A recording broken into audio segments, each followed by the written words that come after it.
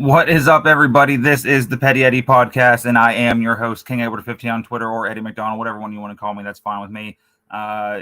We are running slightly behind tonight due to my computer hating me.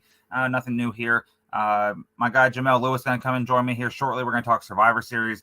While we wait for him to join the studio, got to tell you about Homage. Can't talk about them enough.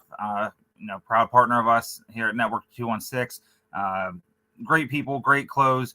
I can't say enough good things about them, and that's not even me being a homer. That's just me being realistic, because Homage has a bunch of great people, and they have a bunch of great clothes, including this NFL Jam shirt of Myles Garrett and Nick Chubb.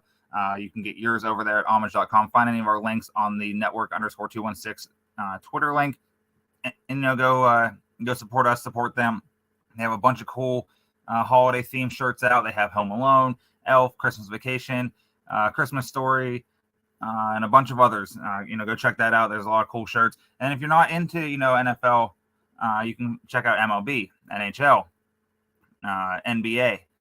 You can also check out pop culture like The Office. You can check out music. They have things for MTV. They have things for shows when we were growing up, like Legends of the Hidden Temple, things like that. So make sure you go check them out. Homage.com. Make sure you go check out the Network 216 links all over. They do different sales and different discounts all the time. We tweet them out as a network and then go from there. Can't say enough good about them, though. Honestly cannot say enough good. Again, these shirts are super comfortable, super soft, super loose. Not too loose, though. I just keep pulling mine up every time on the show, so everyone can see, there it is, just like that. Just like the NBA Jam, they have a bunch of NBA Jam ones. They have MLB ones, NHL ones. Whatever you're looking for, pop culture wise, sports wise, everything like that. At the beginning of the show, you saw that, I thought I played the right countdown video, but I did not hit the right one. So obviously this is not the Scarlet and Gray podcast. That's every Monday night. Check them out. Brutal loss for Ohio State this past weekend. They had you covered this past Monday, 2 days ago. Here's my cat saying hello with her tail. Nothing new. And it is also not the Faithful Dogs podcast, which I'll be on after this show is over.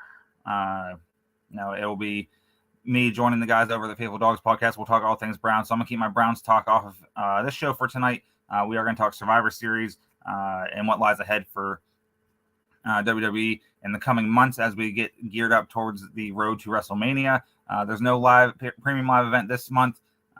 There is going to be one. Obviously, the Royal Rumble in January, which kicks off the road to WrestleMania. And, that's always a fun one. That's my favorite pay-per-view. It usually falls around my birthday, within a week or so of it. One time ever, it's fallen on my birthday. That was Royal Rumble 2000. It's going to be a fun one. Fun couple of months coming up. More than a couple. Fun, what is that, 5 months now until WrestleMania. It's going to be a lot of fun. Had a great show this past Saturday. The Survivor Series War Games, fantastic, up and down the card. When Jamel gets here, we'll get more breaking down into that. So he's having some internet trouble. That's fine. I understand that technology problem. So that's what we'll do. We'll keep going with this. I'll keep talking for a little bit. Things I want to see in the coming months, and at the Royal Rumble, I'd like to see Cody Rhodes return. I think that's inevitable. I don't think Randy Orton can return. I think a lot of people thought he was going to come back at the Royal Rumble, but he had some sort of back fusion surgery recently, so he should not. I think he's going to be out for some time. I don't know the exact time. I don't know if anyone actually does. But yeah, that's what's happening there, and Again, let me just plug all of the Network 216 because it is a fantastic network that I am working with. 1 second here. There's a bunch of shows, like I said earlier, the Scarlet and Gray podcast, and that's on Monday nights. And then we have the Barking Browns podcast, and we have let me get them all because it's hard for me to remember them. There's so many of them. So many great talented people working alongside me. Trying to do this thing. We'll give you Ohio sports content year round. Cavs are playing. Obviously, right now they're playing a little bit better than they were for the slump they were in. You can go get your Donovan Mitchell shirt over at homage.com. Make sure to go check out that. So we got the Scarlet and Gray podcast, the Barking Browns podcast, the Yard Dogs podcast, Faithful Dogs podcast, which again I will be on at 8:00 tonight with the guys, Zach, Tyler, and Jack. Then we have Dog Chug. We have I Agree Go Cavs that Jacob Roach does, and he usually has different people on. And then we have my Petty Eddie podcast. So we're rocking and rolling. We have a lot of cool things coming.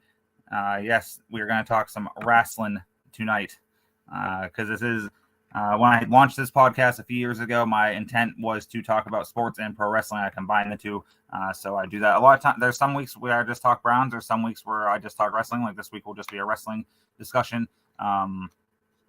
Because, like I said, 8 p.m. Faithful Dogs podcast. Check us out. YouTube.com/network216. We're going to discuss all things Brown. We're going to get ready to rock and roll with Deshaun Watson at quarterback. They face the Texans this Sunday. Ironically, first game back after his 11-game suspension. Cleveland finally has a franchise quarterback. I'll get more into details of why I'm excited for this and why I think this is going to be a start of something very great for the Browns. I really do.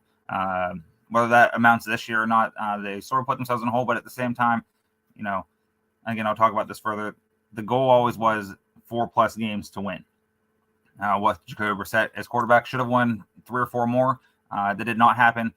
So now this is the cards we have, but we have a franchise quarterback, and I can't wait to talk about that more at the top of the hour with Jack and with Tyler and with Zach. Gonna be a great show. And of course tonight, 10 p.m. we got Dog Chug. I know they have a few guests lined up for the evening. Great show. I was on a few weeks ago. Just fantastic people, fantastic conversation. I love what they're doing with it. So Kevin McAndrews, I believe, is on tonight. And Papa Mick, for those of you Browns fans. So he's going to be on tonight. Check them out, 10 o'clock. But we're going to get rolling into this. I'm going to discuss the Survivor Series War Games until Jamel gets here, if he is able to with his internet. If not, I'll just talk about it. That's fine. I've done this a lot. It is what it is. I talk. That's what I do for a living. I talk. Also, make sure to check out dogpounddaily.com. I write for them about the Browns, and so does Jacob Roach of the network. A lot of good things happening for the Browns. Hopefully, a lot of traffic coming in with Deshaun making his debut this week. So go check that out. A bunch of talented people I'm working with there too. Shout out Randy Gursey, the site expert / editor. That's what they're called. They're the site experts. Helped me tremendously in my time with the website, which is coming up on 2 years, coming in February, I think. It's either January or February. I think it's February. I can't remember. But yeah, dogpounddaily.com. Check that out. You can also check out the Network 216 webpage, network216ohio.com. All of our podcasts are there. Different links to Homage are there. So yeah, check that out. And then we're going to have some more articles written on there throughout our time. We're going to keep growing this thing, keep doing better, trying to get better every day, every week, every month. And if anyone's watching, I see there's one viewer right now. If you're one viewer of 500 viewers, that's great. I appreciate you. Whether you tune in for 30 seconds or you tune in every show of mine for the duration, which is usually an hour. Like I said today, technology issues put me behind, but that is what it is. Of course, we can't have nice things. That why would we? It's 2022, almost 2023. But it is, Christmas season, one of my favorite seasons of all. So hopefully that brings good cheer to everyone, including myself. Hasn't been a good month and a half for me, but things are looking better. Things are starting to turn around. Like I said, Christmas is around the corner, and who doesn't love Christmas? The lights, the pageantry of Christmas. The gifts are cool and everything. I like giving gifts more than I like receiving gifts. But lights, trees, decorations, love it all. I do not love the snow that comes with it. I just want snow on Christmas Day, and that's it. The past few years, we've been hit and miss with that, so it'll be interesting this year. Moving on, again, Survivor Series War Games this past Saturday, excuse me. There was 5 matches total, 2 War Games matches, a match with AJ Styles and Finn Balor, Ronda Rousey and Shotzi, and also Austin Theory, Seth Rollins, and Bobby Lashley. We're going to get into all of that. I'm going to start things off. I'm going to save some of the War Games actual matches until Jamel gets here. And if he does not get here, then I'll come back and cover those. But starting off, AJ Styles with the OC, Luke Gallows, and Carl Anderson defeated Finn Balor with the Judgment Day, Damian Priest, Dominic Mysterio, excuse me. And that was a great match. 18 minutes, 25 seconds. That was a match I was looking forward to see AJ Styles, Finn Balor wrestle each other. That's always, appointment television. The feud that they had, AJ didn't have any friends, and then here comes the OC out of nowhere. Some people thought they would come back to the WWE, and they eventually did under Triple H's regime. And the match was very fun. Obviously, of course, the OC and Judgment Day got involved, and that is what it is.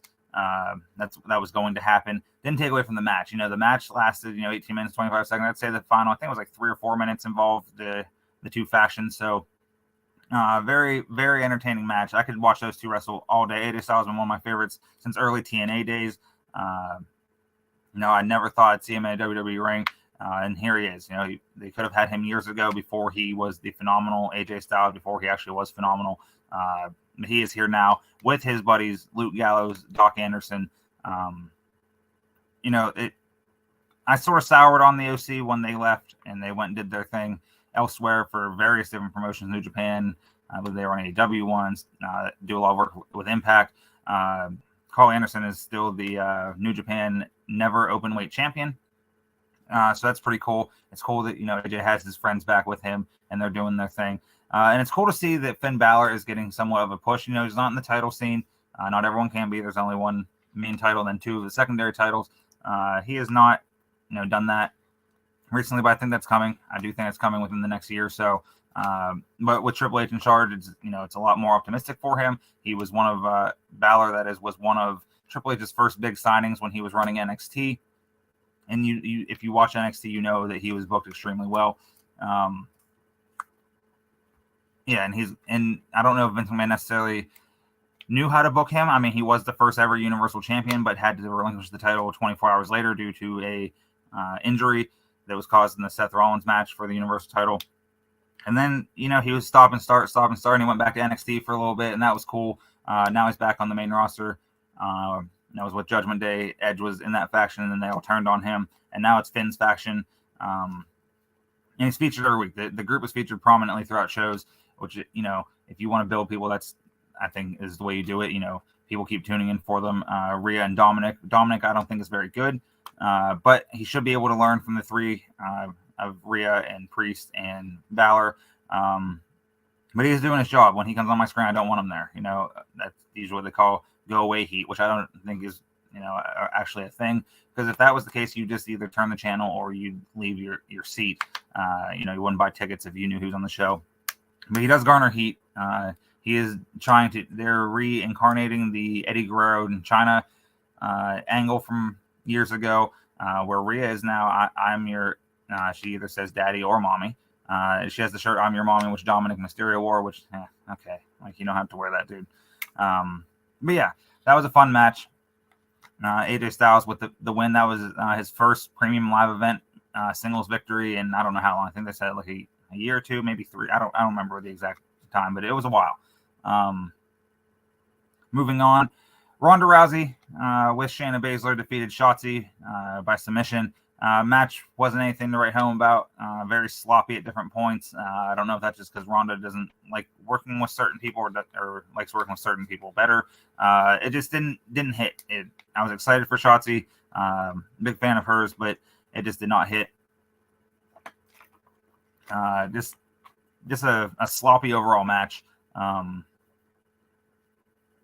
really much to say. There was an involvement with Shayna Baszler, and then Shotzi cleared them, and then Shotzi had a few moments of shine, and just wasn't that great of a match. I don't know if it's because Shotzi wasn't ready or if it was Ronda or what, but it is what it is. That match went 7 minutes and 15 seconds.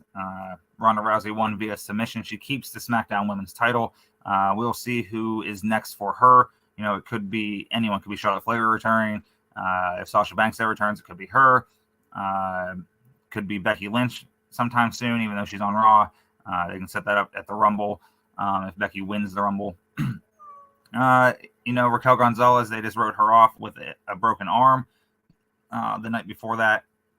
Hopefully she's actually okay. I don't know what the actual reason they wrote her off.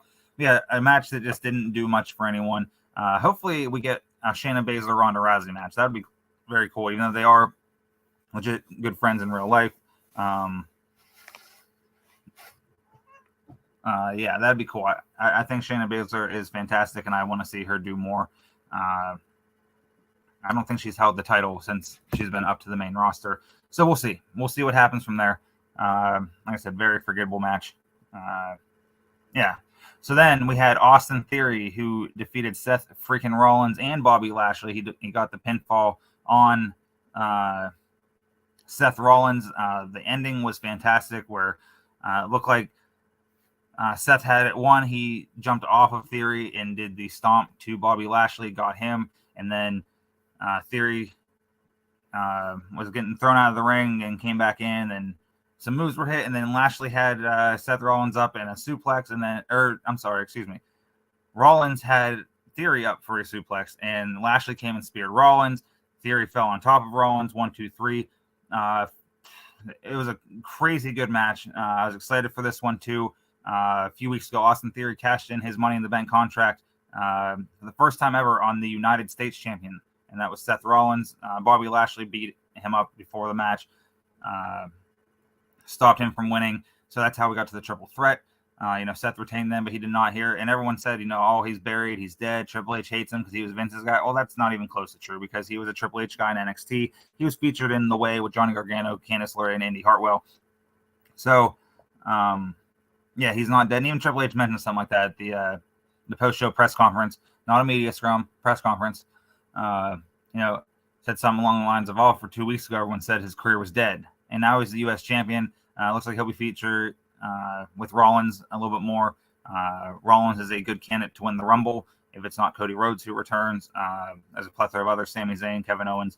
We'll get to those guys here in a minute. But just the match was fantastic. Went 14 minutes, 50 seconds. Theory got the win when he pinned Rollins. Then they had a confrontation on Monday night. Rollins kept calling him a kid. Austin Theory does not like that. So, yeah, that should be another good match we see with them. Maybe Bobby Lashley's involved again. I don't know. I do hope that moving forward into the WrestleMania season, we get Lashley and Lesnar at WrestleMania, and hopefully it's either in a Hell in a Cell or a fight pit or some sort of stipulation match like that, so they can just beat the hell out of each other. They work well together. And obviously, since Lashley lost to Brock Lesnar at Crown Jewel, or whatever the pay-per-view was called, he's been a man possessed and just been whooping everyone's ass. So that's awesome. Lashley doing that is fantastic. Yeah, I'll see if Jamel's coming in, and if his internet says no, then I'll continue talking about War Games. I'll talk about the two War Games matches and talk about the difference between them. And one was more for spots, one was more for the story. So we will see.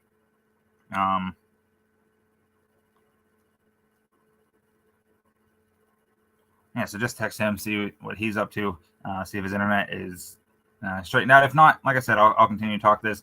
But in the first War Games match, it was the women kicking off the show, and it was Team Belair, Bianca Belair, Alexa Bliss, Asuka, Mia Yim, and Becky Lynch, who returned the night before on SmackDown. There was a lot of speculation of who it would be, either her or Sasha Banks. I think some people were disappointed it was not Sasha Banks, but WWE did not advertise her, so you can't really be upset at that. They took on and defeated Team Bayley, which was Damage Control, featuring Bayley, Dakota Kai, Io Sky, Nikki Cross, and Rhea Ripley. Like I said, this match was more about the spots than the story, and that's fine. That is a fantastic way to go. The heels had the advantage in this. They won. Rhea Ripley beat Asuka. Not this past Monday, but the Monday before, leading into Survivor Series War Games, and give them an advantage. And that works with the heels. The heels winning that is better, because then they have the advantage for the 3 minutes in between the next wrestler coming out. I had no problem with that. I saw some people online did, but or that was for the other one, excuse me. But this one, it was good. Some good spots they had. Kendo sticks galore and trash cans and trash can lids, and Nikki Cross attacked Bianca Belair with a trash can lid and performed a tornado DDT, which is awesome. Bliss took Cross out. Cross, who was perched at the top of the cage, performed a crossbody onto the other members that were in the match. Then there was there's table spots. Just a lot of fun. The match was a lot of fun. Rhea Ripley hit a riptide on Becky Lynch for a near fall. Asuka spat green mist in Ripley's face, which you can do. You can do anything you want in that, except leave the cage. Bayley hit the Rose Plant, her finisher, on Becky Lynch onto the metal plate, connecting the two rings. Io Sky hit a moonsault off the top of the cage onto everyone. In the end, Belair hit the KOD on Bayley into the cage as Lynch hit a double diving leg drop on Kai, and Sky threw a table and gained the pin. So Becky Lynch got the pin. She then kicked off Raw the next night, talking, and then she had fans in the crowd that she was talking to. I think one was named Bobby and whatever the other guy's name was. But then Bayley came out and Damage Control, and Becky Lynch brawled to the back. Later in the night, it was Becky Lynch taking on Dakota Kai. And no, that wasn't it. Who did Dakota Kai fight? I forget who it was now. But looks like we're gonna get a Bayley and Becky feud, which is cool because I don't think we've seen that on the main roster. So that'll be interesting to see how that goes. 2 of the 4 horsewomen, the other 2 obviously Sasha Banks and Charlotte Flair, both hopefully return soon. I don't know Sasha Banks' status with the company. She walked out months ago, her and Naomi, so maybe they'll come back soon. Maybe they come back at the Rumble. Maybe before that. Who knows? We'll see. An overall fun match. A lot of fun spots. And then after this match, we go to a backstage segment. And Jey Uso, who on Friday night heard Kevin Owens talk to Sami Zayn and vice versa. And then when he asked Sami about it, Sami denied, said he just got there, didn't talk to anybody. Obviously, Jey knew that the whole time. So he went to Roman and told him.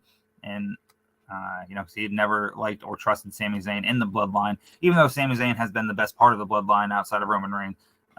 Sami Zayn is like the comedic relief, and he also does, a tremendous job of getting them to break character. He got all 4 members of the bloodline to break character a few weeks on SmackDown. Fantastic stuff. He's on the best role of his life, even better than the El Generico stuff on the Indies with Kevin Owens, aka Kevin Steen. So Jey went and told him that, and then Roman, told the wise man, Paul Heyman, bring me Sami Zayn. Later in the show, Zayn met with Roman, who questioned why Zayn lied to Jey about talking to Kevin Owens. Zayn said his loyalty was with the bloodline and that he lied to Jey so Jey could focus on the match, because him and Jimmy had a match on SmackDown against Sheamus and Drew McIntyre to see who would have the advantage in War Games, and that ended up being the Brawling Brutes and Drew McIntyre and KO. Normally, you want the heels to come and do the, have the advantage. This time made sense because Roman Reigns was the last one to enter the match, the men's War Game match, and that's what we'll go to now. And this was more about the story than it was in the first match of just a bunch of spots. I thought it was fantastic.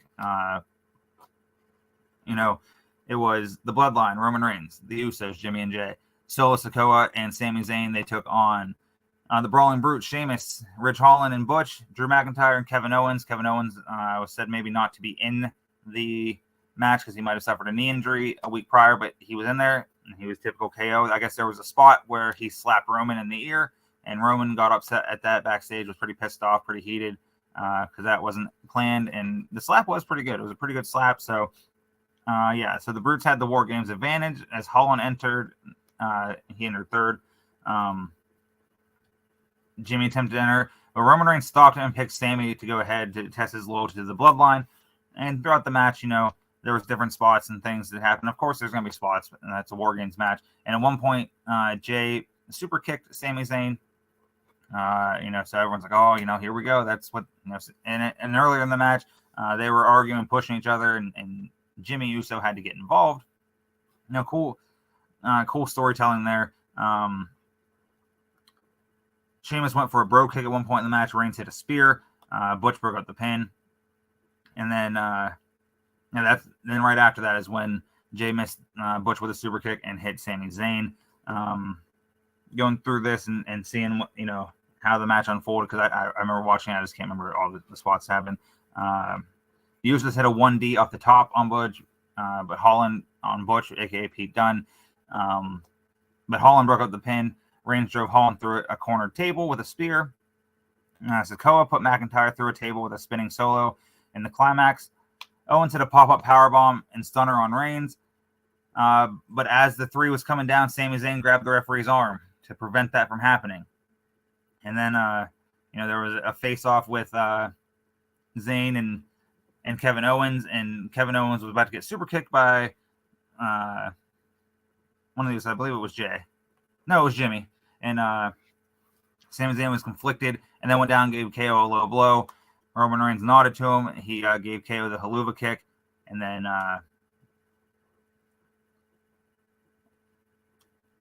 he caught Owens, shoved him to the mat, and then here comes Jay, hit the flying oos on Owens to win the match for the Bloodline.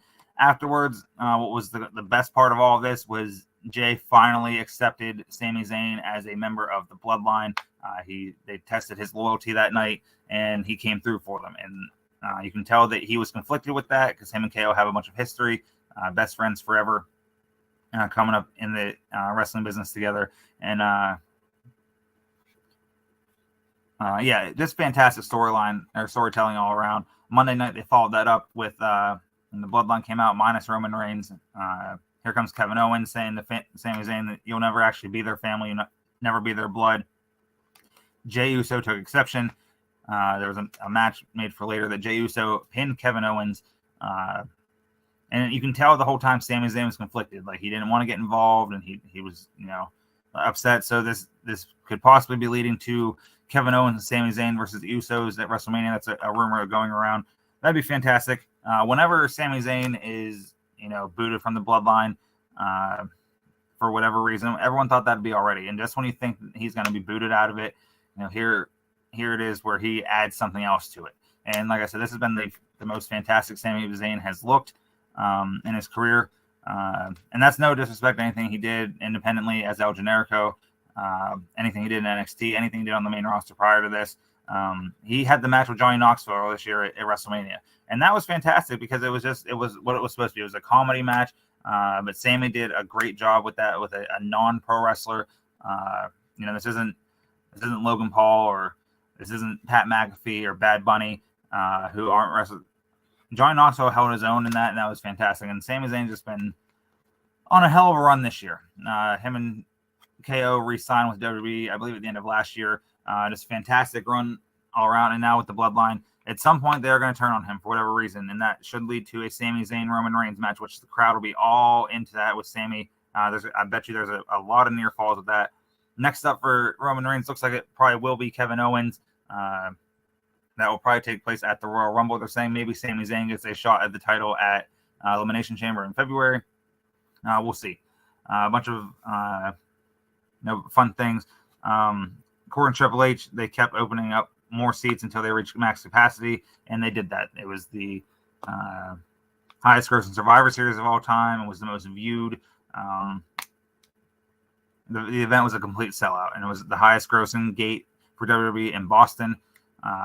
They sold, 15,609 tickets. And says, however, the company have often been reported to inflate their audience figures. For example, they include WWE personnel in their numbers. The event setup was for 13,042 paid seats, with 40 tickets still available just hours before the event. According to Triple H, they kept going, opening up more until they reached capacity. Fantastic overall show. It looks like Jamel will not be joining me, as I thought. His internet is bad. We'll get him on sometime. Big wrestling fan, big Knicks guy, big New York guy. So he'll be on with me at a different time. We'll talk all things WWE. We'll talk things Knicks and Giants. And what else is he a fan of? The Mets, Texas football. So sorry, Jamel, that you couldn't make it. No worries, though. I understand that internet and technology can be a bitch, as this show was delayed 10 minutes. If you're into betting and fantasy, check out Underdog Fantasy, another proud sponsor of the network. Use our code 216 to go and get your first deposit match up to $100. That's $100 free dollars. And I don't know about you, but I love free money. I mean, who doesn't love free money? They have a bunch of cool different contests. They call Best Ball. You can do various different things. So an example would be let's say Giannis and Steph are playing against each other, the Warriors and Bucks. More points, Giannis or Steph. More rebounds, whoever. A bunch of cool features on there. If you're into daily fantasy, they have that too, but you draft your own team. It's not, you don't get a salary cap like other sites. You get to go draft your own team, and everyone knows the best part about fantasy sports is drafting them, which we are now heading into week 13 of the season. So our drafts have been over for a while. But you can still draft with Underdog Fantasy. 216 is the code to get you your first deposit match up to $100. Make sure to check that out. Also, make sure to subscribe to the YouTube page, youtube.com/network216. Jacob Roach has put himself through hell eating some spicy things once we reach certain milestones, and I'm sure he's going to do that again. We're nearing 1,000. Let me see how close we are, because we are not too far off. So if you are seeing this, be a friend, tell a friend, tell your mom and dad, tell your brother and sister, tell your cousins, tell your aunt and uncle, tell your friends, tell your friends' parents, tell whoever you can. Network 216 on all over the place, but we want to get those YouTube subscriptions up totally free. Before we're someone else, and it wasn't necessarily free, so this is all free. We have 773 right now. We're trying to get to 1,000. It'd be really cool if we can get that before the end of the year. We got 31 days to do that. So that's what my challenge to you is. Let's get those subscriptions up. And also, of course, I'm going to go back to them because I can't stop talking about them, because I can't stop thinking about all the cool things they have. Homage.com. You see at the bottom of the screen here. Homage. Make sure to go check them out. A lot of cool things they have. I think we're working on some things with them for the future. So hopefully that works out. Again, NFL Jam, the NBA Jam, paying homage to that. This one is Myles Garrett, Nick Chubb. They have them for all 30 teams. They have the, I don't think they're in stock anymore, the starter pullover jackets from the 90s. They released those 2 or 3 weeks ago, and they sold out within a week for a lot of teams, the Browns included. So fantastic. They had the other starter jackets earlier. Those sold really well. They have, like I said, all sorts of different things, all the 4 major sports: NBA, NFL, NHL, MLB, a bunch of Ohio State stuff. Go get the Ohio State stuff, even though they are coming off a bad loss to Michigan. Not bad in the sense that that's a bad team, but that's the team up north. Nobody likes them if you're an Ohio State fan, and that was just a demoralizing loss, because that was a game they should have won. And then Michigan just really stepped on their necks at the end. I can't get enough of these shirts. Great quality, great sizing. You can get this little patch on the side, the homage patch. There we go. Yeah. Comes on the shirts. But like I said, not just sports. They have pop culture. They have The Office. They have other TV shows. They have movies. Friday Night Lights, Clear Eyes, Full Hearts, Can't Lose. That is a t-shirt. They have different things from Nickelodeon, different cartoons, and all sorts of different things. MTV is on there. Legends of the Hidden Temple is on there. There is so much good happening over at Homage. Make sure to check them out. Homage.com. We're hoping at some point we will have a discount code for you. That's something that is my hope. I don't know if that's a network thing yet, but that's my hope. We can have some codes to give out at some point. This has been a great partnership for us, and I hopefully they are happy with us. And like I said, almost every day you'll see either Jacob Roach or Tyler Johnson or me or anyone else on the network, or even just the network page tweet out, hey, there was one earlier that, was about the Browns. It's very exciting times to be a Browns fan. We finally have a franchise quarterback, right? And go get yourself some Browns gear. Use our links and go get the Homage Browns gear. Yeah, so just can't get enough of them. Here it is from the Faithful Dogs podcast. The hype around the Browns is real. Our franchise quarterback is ready to make his debut on Sunday. Be sure to get all your gear from Homage, and then hashtag Browns. Tag Deshaun Watson in it, and then the link for it. I don't know how well you can see this. There's a Victory Monday hoodie. They have a shirt of that. These are really cool. The NFL Blitz shirts debuted a few months ago. That is Nick Chubb. It's classic crew neck. Oh, that one's a little hard to see because it's white. Brownie the Elf. There he is. Maybe. Nope, that one's a little bit harder to see. Check them out, homage.com. And like I said, there's usually someone tweets out a link almost every day from the network, and you'll see a lot of us retweet it. You'll see a lot of us, like it. So if you do, make sure to be on that. Be on the lookout for some cool things. Hopefully, we have some cool things for you guys through Homage. 16 minutes from now, I will be live with the Faithful Dogs podcast of Zach, Tyler, and Jack, and we'll get you ready for the Houston game this Sunday, where Deshaun Watson makes his season and Cleveland debut. It's real now. These are real games. He did play in the preseason, but those don't count. It'll be his first regular season game in almost 700 days, or it is 700 days. I forget what it is. They'll tell me at the top of the hour. Now it's down to 15 minutes. Make sure to check them out. Dog Chug, 10 p.m. Papa Mick, Kevin McAndrew is going to be guest of the show. It's just going to be a lot of fun. Fun night on the network. I'm going back to back. And again, I'm sorry that Jamel could not make it with me. But to him, I don't feel bad, buddy. It happens. Like I said, I was 10 minutes late to my own show because my computer hates me half the time. And yeah. And like I said, Dog Chug, fantastic show, a very fun show. It's unique and different, some of the things they do. Andy, Roger, and Ross, great people to talk ball with. I had a blast on there a couple weeks ago. I'll be on there again at some point. I do not know when. They have guests all the time. They have different segments they do. They have a bunch of cool stuff. Check them out, 10 p.m. Faithful Dogs podcast, 8 p.m. I'll be on there with Jack, with Tyler, with Zach. Get you ready for all things that you need to know heading into the game against the Houston Texans, where Deshaun Watson makes his season and Browns debut. And once he takes the first snap, whether it's from the gun or under center, the Cleveland franchise changes forever. I think it already has changed forever. And we're going to talk about the catch from David Njoku that saved the season. And I said that last week to someone, Dave, my boy Dave, who was on here a few weeks ago. I was like, a potential season-saving catch and throw. And that was a great throw, too. I'll get more into that 14 minutes. Make sure to go follow me on Twitter at KingWord15. Go follow the network on Twitter, network_216. Facebook, we are the network216. YouTube.com/network216. Make sure to follow us. There's all the links at the bottom of this screen. There's a link for me. So we're going to talk more Browns here in about 13 minutes, and I'm excited to do that. And I'm excited for Sunday, and I'll really get into why I'm really excited. I mean, I've said it a little bit already.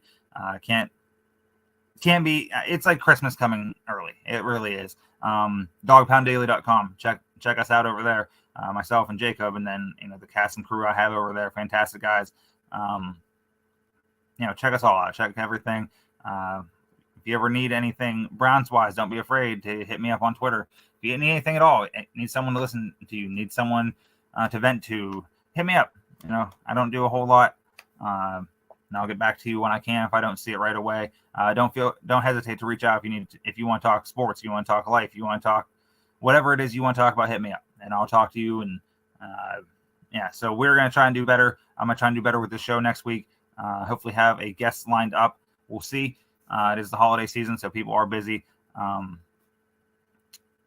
try and do better. But 8 p.m., 12 minutes from now, I will be on the Faithful Dogs podcast. Check that out. Dog Chug, 10 p.m. Network _216 on Twitter.